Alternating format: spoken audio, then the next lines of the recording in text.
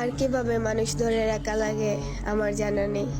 তুমি যখন আমাকে ছেড়ে চলে গিয়েছিলে, আমি বেহায়ার মতো বারবার তোমার কাছে তোমাকে ভিক্ষা চেয়েছিলাম।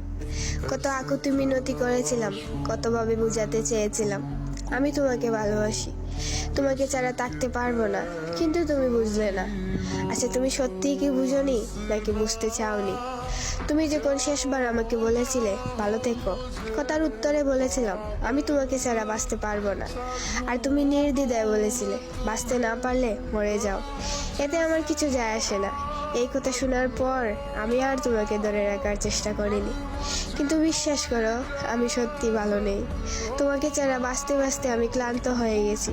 প্রতিদিন নিজের ভেতর থেকে একটু একটু করে মরে যাচ্ছি, ভীষণ ইচ্ছে করে সব কিছু থেকে মুক্তি পেতে। অনেকবার ভেবেছি ফাঁস নেব, কিন্তু ধর্মে আত্মহত্যা মহাপাপ, নয়তো তোমাকে ভালোবাসার অপরাধে অনেক আগেই নিজেকে উৎসর্গ করে দিতাম। তবে কথা দিলাম নিজেকে এমনভাবে শেষ করব, আমাকে দেখা মাত্রই তুমি স্তব্ধ হয়ে যাবে। তোমাকে পেয়ে বসবে এক মরণবেদী, যার নাম হবে অনুশোচনা।